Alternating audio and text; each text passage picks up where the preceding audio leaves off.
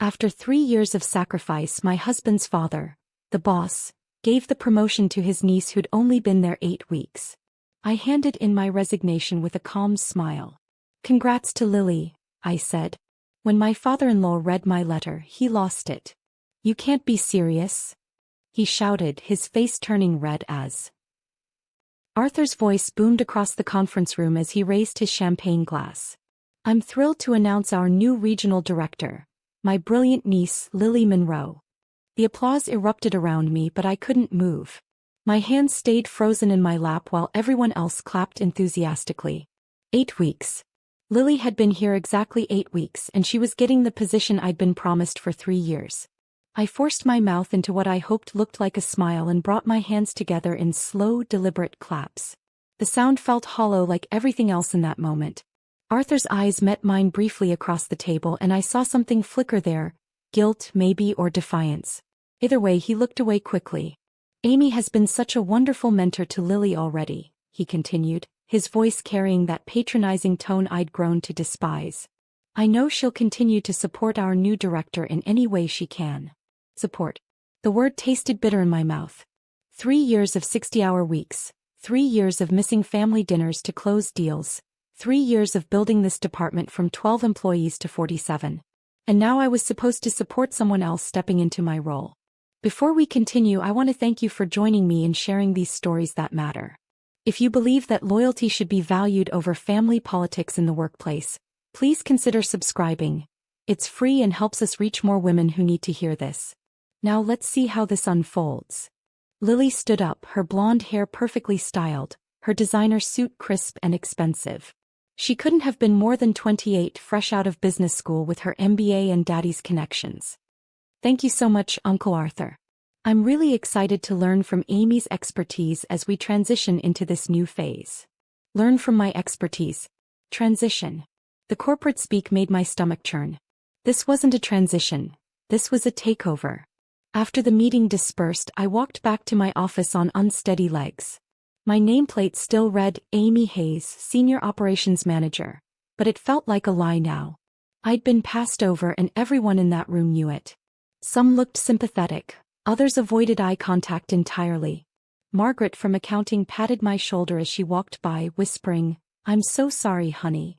I closed my office door and sat behind my desk, staring at the wall where I'd hung my Employee of the Year certificates. 3 of them, one for each year I'd been here. Fat lot of good they'd done me. My phone buzzed with a text from Joseph, my husband. "How did the announcement go?" "Finally official." I stared at the message for a long time before typing back, "We'll talk tonight." The rest of the day passed in a blur of forced normalcy. I answered emails, reviewed reports, attended meetings where people kept shooting me looks of pity mixed with embarrassment. By 5 o'clock my jaw ached from maintaining that fake smile. Arthur appeared in my doorway just as I was packing up. "Amy, could I have a word?" "Of course." I gestured to the chair across from my desk, the same chair where he'd sat 3 months ago promising me this promotion was just a formality. He settled his large frame into the seat, his silver hair catching the overhead light. "I know today was difficult for you." "Was it?" I kept my voice level, professional. "Look, you're incredibly valuable to this company. Lily's going to need someone with your experience to help her get up to speed. I'm hoping you'll take on a senior advisory role too. Train her to do my job. Help her succeed in her new position," he corrected, but we both knew what he meant. I leaned back in my chair, studying this man who'd been my father-in-law for 8 years. I'd always respected Arthur, admired his business acumen, appreciated how he'd welcomed me into the family. But sitting there watching him try to spin this betrayal into some kind of opportunity, I felt something cold settle in my chest. "Arthur, can I ask you something?" "Of course." 3 months ago you told me this promotion was mine. You said I'd earned it, that no one deserved it more. What changed?" He shifted uncomfortably, his hands fidgeting with his wedding ring. "Business needs evolved. Lily brings fresh perspective, new ideas. 8 weeks of fresh perspective versus 3 years of proven results. Amy, you're taking this too personally." "Too personally?" I almost laughed. "This is my career we're talking about. My life. How else should I take it?" "Your family," he said as if that explained everything. "Family looks out for each other." Lily needed this opportunity and frankly you're secure here. You don't need the promotion like she does. There was the real truth. I was family, which meant I was expected to sacrifice for the good of everyone else. I was supposed to be grateful for the scraps, content with being dependable Amy who'd always be there to clean up everyone else's messes. I see. I stood up, gathering my purse and jacket. Well, I should get home. Joseph's making dinner tonight. Arthur looked relieved at the change of subject. Give my son my love. And Amy? I really do appreciate your understanding about all this. I nodded and walked out, my heels clicking against the marble floor of the lobby. Understanding. That's what he called it when someone rolled over and accepted being stabbed in the back. The drive home felt endless. Traffic crawled along the highway, giving me too much time to think. I kept replaying Arthur's words, his casual dismissal of 3 years of my life. Family looks out for each other, except when it came to looking out for me, apparently. By the time I pulled into our driveway, the sun was setting.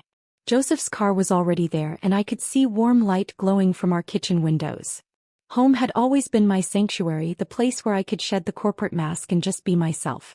But tonight even that felt tainted. How could I face Joseph and tell him his father had just destroyed my career with a smile and a champagne toast? I sat in the car for another 5 minutes, watching our neighbors walk their dogs and water their gardens. Normal people living normal lives, unaware that my world had just shifted completely off its axis. Tomorrow I'd have to walk back into that office and pretend everything was fine. I'd have to train my replacement with grace and professionalism, all while my heart broke a little more each day. But tonight I just needed to sit in this car and feel the full weight of what had happened. Tomorrow I'd figure out what came next. Joseph had already set the table when I finally walked through the front door. The smell of his famous lasagna filled the kitchen, but for the first time in years I had no appetite. He took one look at my face and immediately pulled out a chair. Sit down. Tell me everything. So I did. I told him about the champagne toast, about Arthur's casual dismissal of my 3 years, about being expected to train my own replacement. Joseph's jaw tightened with each detail, his knuckles white as he gripped his wine glass. Dad actually said you were secure here so you didn't need the promotion? His voice carried a dangerous edge I rarely heard. Word for word. Joseph pushed back from the table, running his hands through his dark hair. I'm calling him right now. No. I reached across and grabbed his wrist. This isn't your fight, honey. It's mine. But the damage was done. The conversation I dreaded having was over, and now Joseph was furious at his own father. Another casualty of Arthur's decision. The next morning I walked into the office with a fake smile plastered on my face, ready to begin what Arthur called my mentoring role. Lily bounced into my office at exactly 9 o'clock, armed with a color-coded planner and an enthusiasm that made my teeth ache. Amy, I'm so excited to learn from you. Uncle Arthur says you know this department better than anyone. I gestured to the chair across from my desk. Let's start with the Morrison account. They're our biggest client, and they've been with us since before you were born. For the next 2 hours, I walked Lily through our client management system, explaining the intricate relationships I'd built, the preferences of each contact, the delicate balance required to keep everyone happy. She scribbled notes frantically, asking questions that revealed just how little she understood about the business.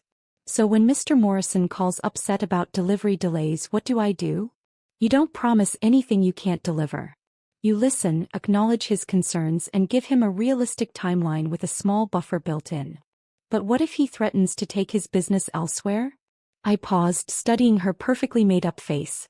She genuinely had no idea what she was dealing with. Lily Morrison Industries represents 30% of our annual revenue. If we lose them because of poor handling, 47 people lose their jobs. Including you. Her pen stopped moving. Oh. By lunch my patience was wearing thin.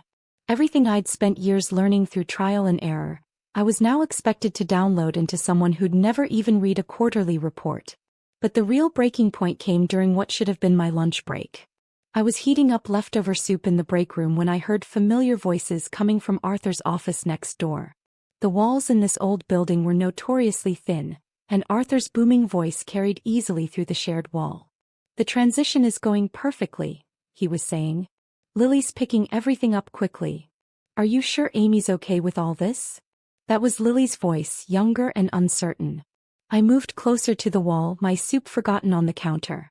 Amy's been dependable, but we need someone with fresh ideas. Lily's our future.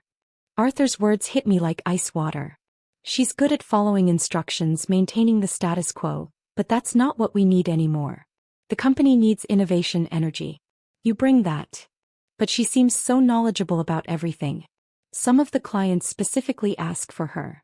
Arthur chuckled and the sound made my stomach turn. That's exactly the problem. Amy's become a crutch for our clients. They're too comfortable with her.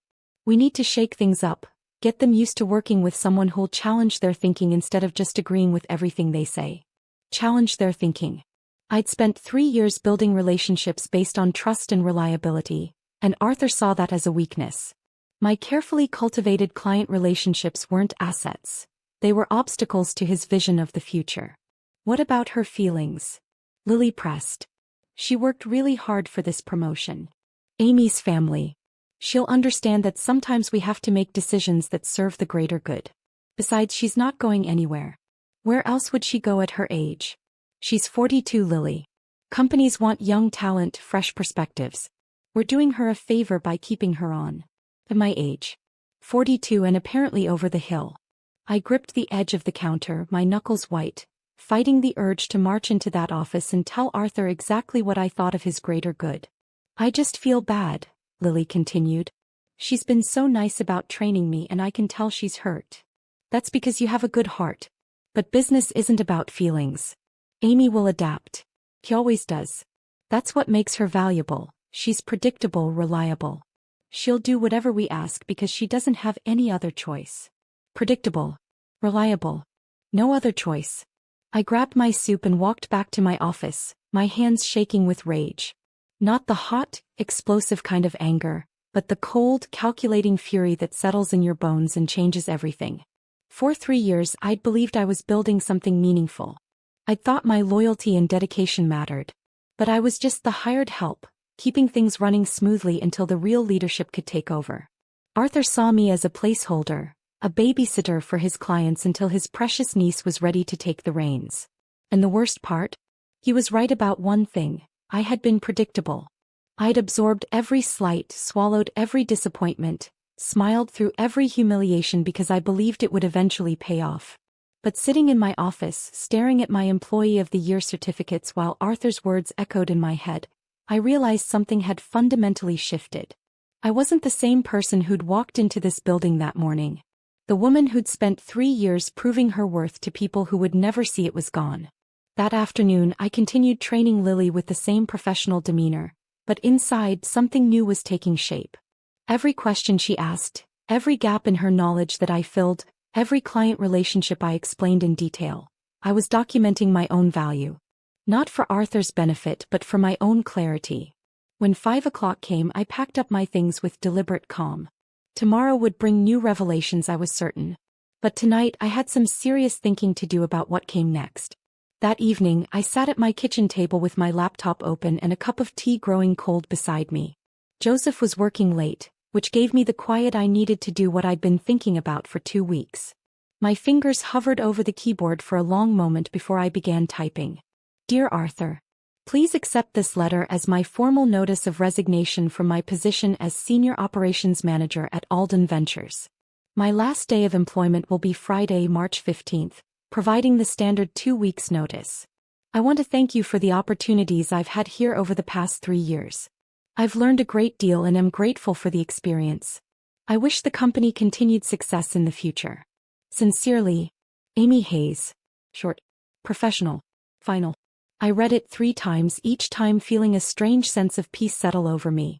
There was no anger in those words, no accusations or emotional outbursts. Just a clean, dignified exit from a situation that had become impossible to bear. I printed the letter on our home printer, signed it with my favorite pen, and slipped it into a crisp white envelope. Then I closed the laptop and went to bed, sleeping better than I had in weeks. The next morning I dressed with extra care, my navy blue power suit, the one that always made me feel confident, paired with my grandmother's pearl earrings. If this was going to be a memorable day, I wanted to look the part. I arrived at the office early before most people and placed the envelope in the center of my desk. Then I went about my morning routine as if nothing had changed. I answered emails, reviewed reports, and even helped Tom from accounting fix a spreadsheet formula. At exactly 10 o'clock, I picked up the envelope and walked to Arthur's office. His secretary, Marie, looked up with her usual warm smile. "Good morning, Amy. He's just finishing up a call. No rush. I'll wait." Marie had been Arthur's secretary for 15 years, and she'd always been kind to me. I wondered if she'd miss our brief morning chats about her grandchildren and my weekend plans. Probably not. Secretaries saw people come and go all the time. Arthur's door opened and he emerged looking harried, his phone still pressed to his ear. He waved me in while continuing his conversation about quarterly projections. I sat in the familiar chair across from his desk and waited. When he finally hung up, he looked at me with barely concealed impatience. "What can I do for you, Amy? I've got back-to-back meetings until 3. I placed the envelope on his desk without a word. He stared at it for a moment, then looked at me with confusion. "What's this?" "Open it." Arthur tore open the envelope with his letter opener, unfolded the paper and read. I watched his expression shift from mild curiosity to shock to something approaching panic. His face went through several color changes, pale, then flushed, then red. "You can't be serious?" The words exploded out of him as he shot to his feet, the chair rolling backward. "This is a joke, right? Some kind of negotiating tactic." I remained seated, my hands folded calmly in my lap. "I'm completely serious. Amy, we just promoted Lily 2 weeks ago. You can't abandon ship now. She needs your guidance, your expertise. The Morrison account alone. We'll be fine. Lily's very enthusiastic. I'm sure she'll figure it out." Arthur began pacing behind his desk, running his hands through his silver hair. "This is about the promotion, isn't it? Look, I know you're disappointed, but we can discuss other opportunities. Maybe a different title, additional responsibilities." "Arthur, stop." He froze mid-pace. I'd never used that tone with him before. Calm but absolute. "This isn't about the promotion anymore. This is about respect. And the fact that I've realized I don't have any here." "That's not true. You're valued, Amy. Your family." I stood up slowly, smoothing down my skirt. "No, I'm not. Family would have been honest with me about their plans. Family wouldn't have let me train my replacement without telling me that's what I was doing. Family wouldn't have described me as predictable and reliable behind my back while talking about how I have no other options." Arthur's face went white. "You heard that conversation. Every word." The silence stretched between us, heavy with 3 years of unspoken truths. Arthur sank back into his chair, suddenly looking every one of his 63 years. "Amy, please. Let's talk about this rationally. Whatever you heard, you might have misunderstood." I understood perfectly. I moved toward the door, then paused with my hand on the handle. "You were right about one thing, though. I have been predictable. I've spent 3 years making excuses for being overlooked, convinced myself that my loyalty would eventually pay off. But I'm done being predictable. What do you want? More money? A corner office? Name it." I turned back to look at him one last time. "I want to work somewhere that values what I bring to the table. Somewhere that sees potential instead of limitations. Somewhere that doesn't think 42 is too old to have fresh ideas." Arthur opened his mouth to respond, but I was already walking out the door. Marie looked up as I passed her desk, concern written across her face. She'd obviously heard Arthur's raised voice. "Everything okay, honey?" I paused and smiled at her, a real smile this time. "Everything's going to be just fine, Marie. Take care of yourself." Walking back to my office, I felt lighter than I had in months. The decision was made, the words were spoken, and there was no going back. I had 2 weeks to wrap up my projects, document my processes, and transition my responsibilities. 2 weeks to say goodbye to a chapter of my life that had taught me more about myself than I'd ever expected to learn. The phone on my desk was already ringing when I sat down. Word traveled fast in a small office, and I suspected the next 2 weeks were going to be very interesting indeed. But for the first time since that awful day in the conference room, I was looking forward to what came next. The call came on a Tuesday morning while I was reorganizing my home office. I'd been unemployed for exactly 2 weeks, spending my days updating my resume, networking on LinkedIn, and trying to figure out what came next. The phone number wasn't familiar, but something made me answer instead of letting it go to voicemail. "Amy Hayes. This is Rebecca Chin from Horizon Tech. I hope I'm not catching you at a bad time. I nearly dropped my coffee mug.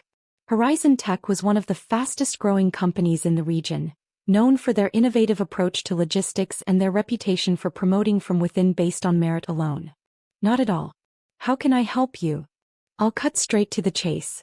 Your name came up in a conversation with Daniel Morrison yesterday. He spoke very highly of your work at Alden Ventures and suggested we reach out. Daniel Morrison. Of course. The client I'd nurtured for 3 years, whose trust I'd earned through countless late nights and weekend calls. I'd wondered if he'd even notice I was gone. That's very kind of him, I managed. We have an opening for a regional operations director, essentially overseeing 3 departments and managing our largest client accounts. Daniel seems to think you'd be perfect for it. Would you be interested in hearing more? My heart started racing. This wasn't just any job. It was exactly what I should have gotten at Alden Ventures, but bigger. Better. I'd be very interested. Within an hour, I had an email with preliminary details that made my eyes widen. The salary was 30% higher than what I'd been making. The benefits package included stock options. And the title, Regional Operations Director, was what I'd been promised but never received. The interview process moved quickly. Rebecca introduced me to the team leads I'd potentially manage, all of whom seemed genuinely excited about working together. The company culture was refreshingly direct. No hidden agendas or family politics, just clear expectations and transparent communication. During my final interview with the CEO Marcus Williams, he asked me something that caught me off guard. Why did you leave Alden Ventures? Daniel mentioned you'd been there for several years. I'd practiced answering this question, but sitting across from Marcus, a man known for building his company on merit rather than connections, I decided on honesty. I reached a ceiling that had nothing to do with my performance or potential. Sometimes you realize that loyalty without respect is just servitude. Marcus nodded slowly. We don't believe in ceilings here, Amy. We believe in earned advancement and mutual respect. Does that sound like something you could work with? It sounds like everything I've been looking for. 3 days later, Rebecca called with an offer that exceeded even my best-case scenario. As I read through the contract, I felt something I hadn't experienced in years. Genuine excitement about going to work. My first day at Horizon Tech felt like stepping into a different universe. The building was modern and bright with open collaborative spaces and technology that actually worked. But more importantly, from the moment I walked in, I felt welcomed as a valued team member rather than tolerated as a necessary burden. My direct report, Sarah Martinez, had been running operations temporarily and could have resented my arrival. Instead, she greeted me with a comprehensive briefing on current projects and a genuine enthusiasm for collaboration. I've been looking forward to this, she said as we reviewed the quarterly projections. Rebecca told me about your experience with large-scale client management. We've been struggling with the Anderson Group account and frankly we could use your expertise. Expertise. Not dependability or reliability, expertise. The difference was profound. Within my first week I was leading strategy meetings and making decisions that had immediate impact. When I suggested restructuring our client communication protocols based on lessons learned at Alden Ventures, Marcus not only listened but asked me to present the proposal to the board. You've been doing this for 3 years? He asked after my presentation. And your previous employer never promoted you to director level? Apparently I was too predictable for leadership. Marcus laughed, not at me but at the absurdity of it. Their loss is our gain. Predictability in results is exactly what we want in leadership. The Anderson Group meeting was my first major test. They'd been threatening to leave Horizon Tech for months, frustrated with communication breakdowns and missed deadlines. I spent 2 days preparing, drawing on every client relationship skill I'd developed over the years. The meeting lasted 3 hours. By the end, not only had we retained their business, but they'd agreed to expand their contract by 40%. How did you do that? Sarah asked as we walked back to the office. I listened to what they actually needed instead of what I thought they should want. Then I showed them exactly how we could deliver it. Word of the Anderson success spread quickly through the company. Suddenly, other department heads were asking for my input on their client relationships. Marcus started including me in executive strategy sessions. You know, he said after one particularly productive meeting, I'm starting to think we undervalued this position when we created it. Would you be interested in discussing expanded responsibilities? Expanded responsibilities. At Alden Ventures, that phrase had always meant more work for the same recognition. Here it felt like genuine opportunity. By the end of my first month, I was managing not just operations but also heading up a new client retention initiative. My team had grown from 12 people to 18, and our department's performance metrics were the highest they'd been in 2 years. Every morning when I walked into Horizon Tech, I was reminded of what it felt like to work somewhere that valued contribution over connections. My ideas weren't just heard, they were implemented. My experience wasn't just acknowledged, it was leveraged for company growth. The contrast with my old job was striking. At Alden Ventures, I'd spent 3 years trying to prove my worth to people who had already decided I was dispensable.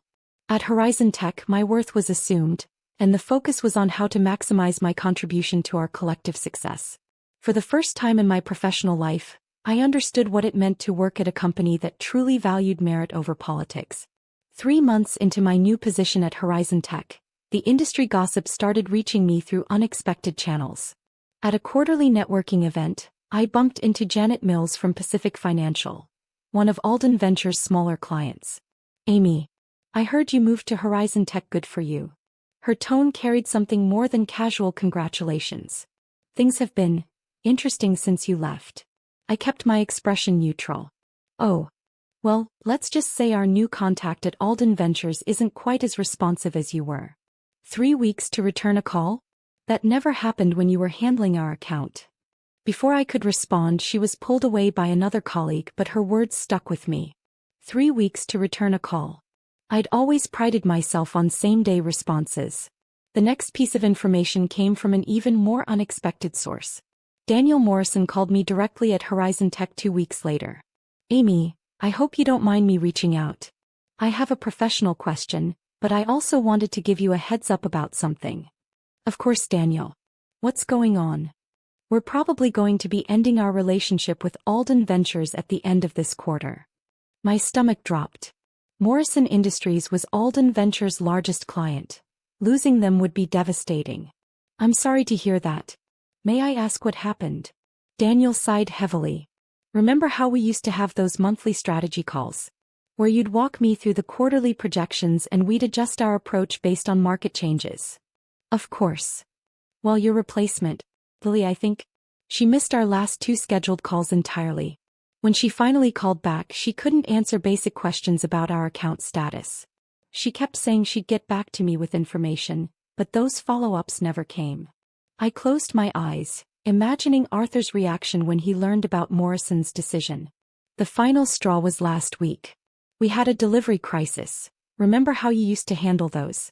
Drop everything, coordinate with logistics, keep us updated every hour until it was resolved." "I remember. Lily told us to file a complaint through the proper channels and she'd look into it when she had time." "Amy, we're talking about a $2 million shipment that was sitting in the wrong warehouse. She treated it like a paperwork issue." I felt a mix of emotions I couldn't quite untangle. Satisfaction that my value was being proven, but also genuine sadness for the company I'd once cared about so deeply. "I'm sorry it came to that, Daniel. I know Arthur valued your partnership."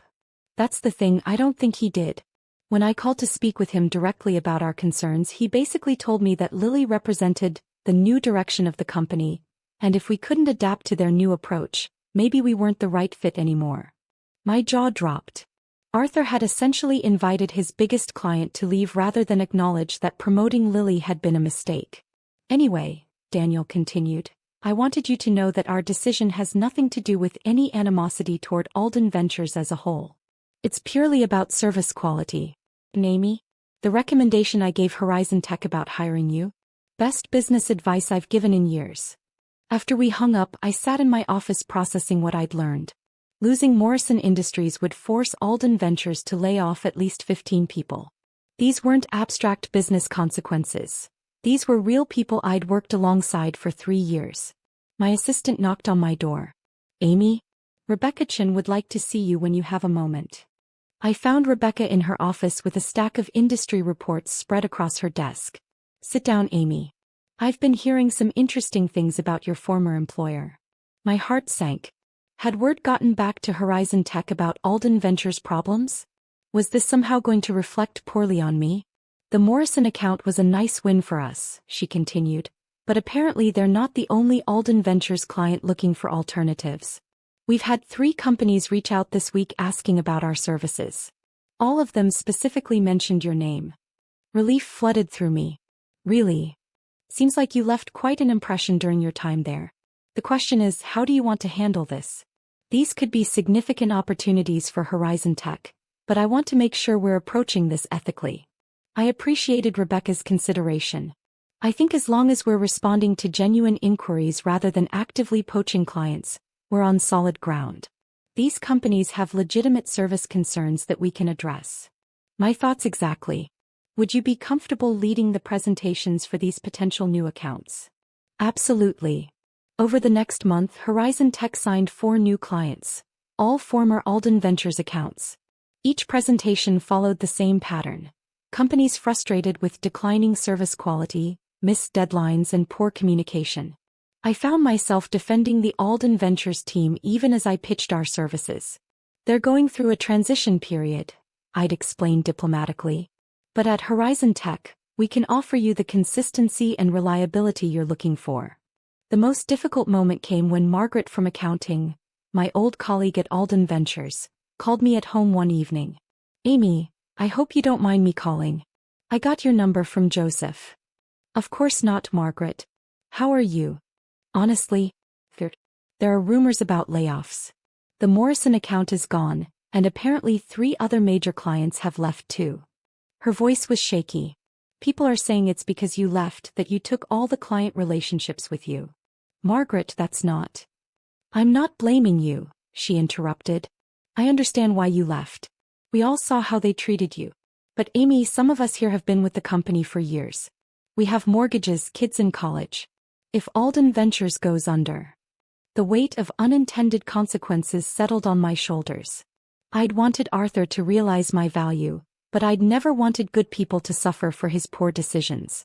Are you looking for other opportunities? I asked gently. At my age? Who's going to hire a 58-year-old accountant? I thought about Horizon Tech's expansion plans, about the new positions we'd be creating as we grew. Margaret, can I give Rebecca Chin your contact information? We're going to need experienced financial support as we take on these new accounts. The relief in her voice was audible. Amy, you do that. You're good at what you do. That should matter more than politics or age. After I hung up, I realized something had shifted in how I viewed the situation. This wasn't about Alden Ventures' decline anymore. It was about people finding places where their contributions were valued. Some of my former colleagues would land on their feet, possibly in better situations than before. But Arthur's lesson was becoming clear to everyone in the industry. When you prioritize connections over competence, you don't just lose good employees, you lose the foundation that keeps a business stable. 6 months after Margaret joined our team at Horizon Tech, I received an invitation that stopped me cold. It was embossed cardstock, formal and elegant. Arthur Alden requests the pleasure of your company at the Alden Ventures annual awards dinner. I stared at the invitation for a long moment, wondering what game Arthur was playing now. Joseph found me in the kitchen that evening, turning the card over in my hands. You're not seriously considering going, he said, reading over my shoulder. Actually, I think I am. He looked at me as if I'd suggested swimming with sharks. Amy, why would you put yourself through that? Because I'm not the same person who left that company in tears. I want to see who I've become. The dinner was held at the Grand Ballroom downtown, the same venue where I'd attended these events for 3 years running. But walking in that night, everything felt different. I wore a new dress, emerald green silk that made me feel confident and powerful. More importantly, I carried myself differently. Rebecca had insisted on coming with me. Moral support, she'd said, though I suspected she was also curious about the company that had been foolish enough to let me go. The cocktail hour was awkward as I'd expected. Former colleagues approached with careful smiles and cautious conversation. Some seemed genuinely happy to see me thriving, while others appeared uncomfortable, as if my success somehow reflected poorly on their decision to stay. Tom from accounting cornered me near the bar. Amy, we all miss you. Things haven't been the same since you left. How is everyone adjusting? I asked diplomatically. Well, Margaret landing that position at Horizon Tech was great for her. And honestly, it's inspired some of us to start looking around too. Sometimes you don't realize you're settling until you see someone else refuse to. Before I could respond, the lights dimmed and Arthur took the stage. He looked older than I remembered, his silver hair thinner, his face more lined. The confident business leader I'd once respected seemed diminished somehow. "Welcome everyone to what has been a challenging but educational year for Alden Ventures," he began. "We've learned valuable lessons about adaptation, about the importance of strong leadership, and about recognizing talent wherever it may be found." His eyes found mine in the crowd, and for a moment, neither of us looked away. "This year we're honoring employees who've shown exceptional dedication during difficult times. People who stepped up when we needed them most." The awards ceremony proceeded as usual. Recognition for sales achievements, customer service excellence, innovation in problem solving. But something felt forced about the whole production, as if Arthur was trying to recreate past success through sheer willpower. Then came the surprise. "Our final award tonight is new," Arthur announced. "The Excellence in Leadership recognition goes to someone who may no longer be with our company, but whose impact continues to shape how we do business." My stomach dropped. "Amy Hayes, would you please come to the stage?" The room erupted in applause, but I remained frozen in my seat. Rebecca nudged me gently. "Go on. This is your moment." Walking to that stage felt like the longest journey of my life. Arthur met me halfway, extending a crystal award that caught the ballroom lights. "Amy, your dedication to excellence and your commitment to our clients set a standard that continues to inspire our team. While we're sorry to see you've moved on to new opportunities, we want to acknowledge the foundation you built here." I took the microphone, looking out at faces I'd worked alongside for 3 years. Some were smiling, others looked uncomfortable, and a few, like Lily sitting at Arthur's family table, appeared downright mortified. "Thank you," I began, my voice steady despite my racing heart. "Working at Alden Ventures taught me valuable lessons about business, about relationships, and most importantly about knowing your own worth." I paused, letting that sink in. "I've learned that loyalty is important, but it should never be one-sided. That hard work matters, but only when it's recognized and valued. And that sometimes, the best thing you can do for yourself and for your career is to walk away from situations that no longer serve your growth."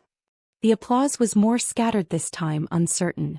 "I'm grateful for my time here because it led me to where I am now, at a company that values merit over politics, where ideas are heard regardless of who suggests them, and where potential isn't limited by artificial ceilings." I handed the microphone back to Arthur, whose smile had become notably strained. "Thank you again for this recognition. And to my former colleagues, remember that you have more power than you think. Use it wisely." As I walked back to my table, the silence was deafening. Then Margaret started clapping, followed by Tom, then others throughout the room. Not everyone joined in, but enough did to make the message clear. After the dinner, Arthur approached our table as Rebecca and I were preparing to leave. "Amy, could I have a word?" Rebecca excused herself diplomatically, leaving Arthur and me alone for the first time since my resignation. "That was quite a speech," he said, his tone unreadable. "It was honest. I suppose I deserved that." He looked tired, defeated in a way I'd never seen before. "You know, we're restructuring the leadership team. If you ever wanted to come back." "Arthur, stop." I stood up, meeting his eyes directly. 6 months ago I might have been interested in proving something to you. Tonight, I realized I don't need to prove anything to anyone except myself. The company is struggling without you. The company is struggling because you made decisions based on family loyalty instead of business sense. That's not my problem to solve anymore." I picked up my purse and the Crystal Award, which felt surprisingly heavy in my hands. "I hope things work out for Alden Ventures. I really do. But my chapter there is closed." Walking out of that ballroom, I felt a sense of completion I hadn't expected. The scared, overlooked woman who'd once desperately wanted Arthur's approval was gone. In her place stood someone who knew her value and wasn't afraid to demand it be recognized. Rebecca linked her arm through mine as we reached the parking garage. "So, how does it feel to have the last word?" I smiled, genuinely happy for the first time all evening. Like freedom. The drive home was quiet, both of us processing the evening's events. When I finally walked through my front door, Joseph was waiting with a cup of tea and a questioning look. "How was it?" "Perfect," I said and meant it. It was absolutely perfect. That night, I placed the Crystal Award on my bookshelf next to a photo from my first day at Horizon Tech. Two symbols of the same journey. One representing where I'd been, the other showing where I was going. The woman in that photo was confident, valued, and unafraid to take up space in the world. She was everything I'd always had the potential to be, just waiting for the right moment to emerge. Sometimes the best revenge isn't revenge at all. It's simply becoming the person you were always meant to be. If this story of workplace triumph had you on the edge of your seat, hit that like button right now. My favorite part was when Amy gave that powerful speech at the awards dinner, showing Arthur exactly what he lost. What was your favorite moment? Drop it in the comments below. Don't miss more empowering stories like this. Subscribe and hit that notification bell so you never miss an upload. After 3 years of sacrifice, my